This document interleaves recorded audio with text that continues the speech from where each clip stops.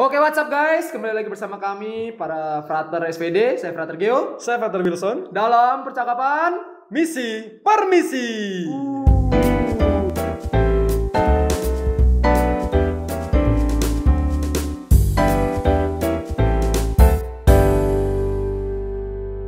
Jadi pada hari ini, pada kesempatan kali ini, pada waktu yang berharga ini, kita akan membahas mengenai kekayaan gereja, khususnya dalam harta-harta gereja seperti katakombe, bangunan-bangunan, dan juga nilai-nilai yang bisa dijadikan pedoman hidup. Betul, that's right. Ya, langsung saja para viewers kita menuju ke berita pertama. Berita pertama kita terbang ke Roma. Kita menuju sebuah katakombe yang bernama katakombe Domitilla. Jadi katakombe itu apa sih, Frater Wilson? Katakombe itu adalah tempat di mana para jemaat perdana itu merayakan perayaan Ekaristi. Nah, jadi kalau para viewers tahu, pada zaman dulu itu mereka itu merayakan perayaan Ekaristi itu di katakombe. Betul. Katakombe ini adalah pemakaman.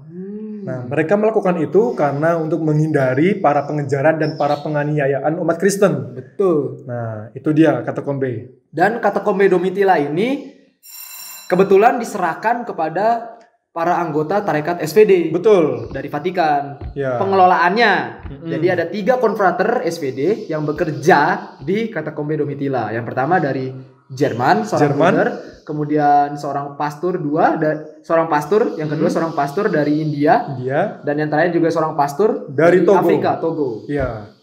Nah, ketiga konfrater ini dipercaya untuk mengelola katakombe ini. Betul. Karena mereka punya kecakapan-kecakapan. Seperti kecakapan berdialog dengan para turis. Betul. Lalu juga percakapan dengan orang-orang asing ya, yang sebelumnya belum pernah ke situ, akhirnya ke situ juga. Dan juga pengetahuan mereka yang luas akan sejarah katakombe. Ya, dan mungkin cara perawatan mereka juga tahu kan sama juga katakombe cukup itu. baik pengelolaan mereka dalam katakombe itu. Dan para viewers, tahu nggak sih? Nah, katakombe ini tuh sempat hilang pada pertengahan abad ke-16. Lalu muncul lagi dan direkonstruksi ulang pada abad 19. Betul. Nah, diyakini di katakombe itu ada 150.000 mayat di situ. Banyak sekali ya. Ya. Dan di situ juga pernah ditemukan beberapa artefak-artefak kuno. Nah, artefak kuno tuh mungkin bisa berupa seperti barang-barang ya, mungkin guci-guci, lalu lukisan-lukisan. Dan katanya juga di katakombe ini di tembok-tembok di sekitar katakombenya betul, dilengkapi dengan lukisan-lukisan. Wow, jadi sangat unik ya. Sangat unik dan indah mungkin ya. Tapi sayang kita tidak pernah ke sana. Dan kita berdoa saja pasti akan ke sana. Dan juga sebagai information juga ya. Jadi katakombe ini juga katakombe tertua di Italia. Di Italia dan di Roma. Nah, itu dia para viewers.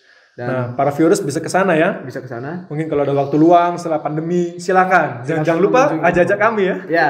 Lanjut berita kedua. Berita kedua ini datang dari pasukan pengamanan di Vatikan.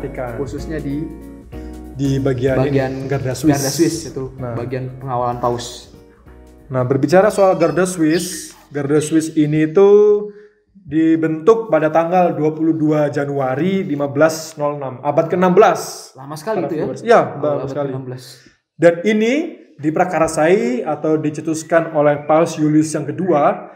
Nah, jadi waktu itu dia tuh pengen banget nih butuh pasukan khusus untuk menjaga kepausan ya. Jadi untuk menjaga tahtanya. Tahtanya, betul. Ya. Lalu dia minta ke pasukan keamanan Swiss dan akhirnya dikabulkan 200 tentara kalau nggak salah ya. Dikit sekali ya 200 tentara. Tapi zaman itu mungkin banyak ya. Banyak ya. Nah, yang menarik juga Garda Swiss ini tuh para viewers itu pernah diundang untuk berperang ya.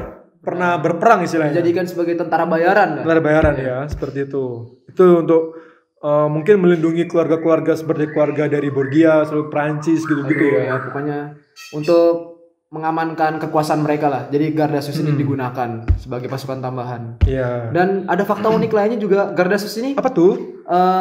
Terdiri dari orang-orang Swiss saja. Nggak boleh kalau orang-orang selain Swiss ya, nggak boleh masuk Garda Swiss. Betul. Persyaratannya juga cukup ketat ya, Frater Wilson. Oh iya, seperti apakah itu? Seperti usia yang diterima dalam pasukan Garda Swiss itu sekitar 19 sampai 30 tahun. Lalu tingginya 174, minimal 174 cm. Iya, betul. Dan mempunyai kecakapan dalam bidang militer. Khususnya dari militer Swiss. Lalu lulusan diploma atau setara SMA. Dan juga mempunyai sertifikat berkelakuan baik seperti SKCK di Indonesia. SKCK ya. Nah, para viewers tahu busananya mereka itu awalnya dianggap itu dirancang oleh Michelangelo. Wow. Seorang seniman ternama ya. Pada waktu itu. Nah, tapi menurut data yang beredar, busana itu dirancang oleh Yellow Riphong, seorang komandan dari Garda Swiss juga. Dari Garda Swiss. Dan busana itu merujuk kepada busana di abad zaman pencerahan. Iya, zaman pencerahan. Karena busana cukup unik ya. Warnanya juga cukup nyentrik sekali. Warna kuning dan warna biru. Orange, pokoknya begitulah. Warna-warna nyentrik sehingga kelihatan lah dia itu seorang Garda Swiss. Oke, jadi lanjut ke berita yang kedua yaitu tentang ketiga para viewers. Ketiga itu ada dari Jerman. San Agustin ini apa ini Frater Geo? San Agustin ini tempat rumah misi SPD. Jadi bisa dikatakan lah kotanya SPD. Jadi San Agustin ini kota kecil di Jerman. Kota kecil. Ini dekat apa ini? Dekat kota apa ini? Dekat kota Bonn dan Cologne. FC Cologne kalau tahu di Bundesliga. Nah, San Agustin ini dianggap seperti rumah misi SPD. Rumah misi SPD. Di tahun 1913 tepatnya dijadikan sebagai rumah misi. Kemudian pada tahun 1925 dijadikan sebagai tempat pendidikan calon imam. Jadi sekolah tinggi filsafat dan teologi dipusatkan di San Agustin. Nah, dan sekarang para viewers, tempat ini itu dijadikan sebagai tempat provinsial Jerman dan merupakan tempat studi. Jadi banyak intelektual, lalu juga profesor di sana. Dan juga fasilitas yang disediakan oleh San Agustin juga cukup lengkap. Betul. Khususnya buku-buku tentang antropologi. Lengkap sekali di sana. Iya.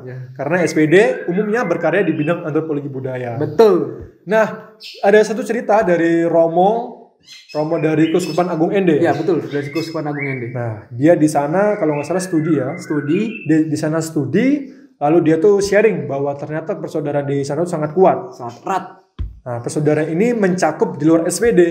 Nah, jadi SPD ini merangkul semua orang kan.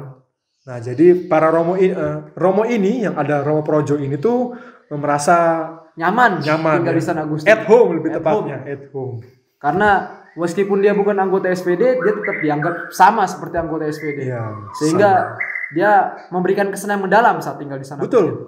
Dan itu sangat luar biasa. Dan kalau para viewers ingin berkunjung ke sana, dipersilahkan, monggo, bebas kapan aja. Karena semua orang disambut untuk datang ke sana. Iya, betul. Kalau para viewers mau belajar atau mau berwisata juga nggak apa-apa. Dan jangan lupa ajak kami. Calling aja, WA kalau bisa sih. Nah, para viewers, dari ketiga berita ini kita tahu bahwa ternyata kekayaan gereja itu sangat banyak ya, Frater Geo.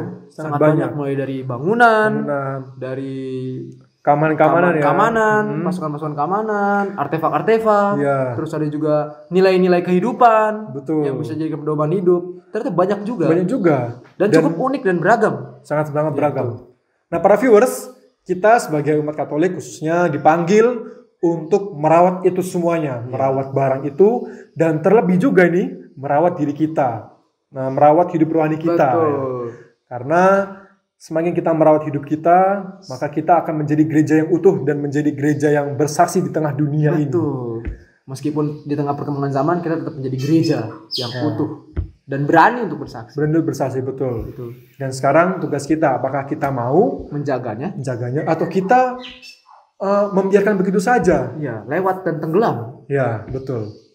Nah, para viewers dimanapun Anda berada, mari kita menjadi warga gereja yang baik, yang menjaga diri kita dan menjaga harta kekayaan gereja. Betul. Sehingga dengan demikian para generasi dapat menikmatinya. Betul. Oke, kita tepuk tangan dulu untuk harta kekayaan. Sangat luar biasa. Terima kasih para viewers telah menyaksikan konten kami, konten Permisi, Percakapan Misi. Bersama saya Frater Wilson dan saya Frater Geo. Tetap stay tune di konten Permisi, Percakapan Misi. Dadah.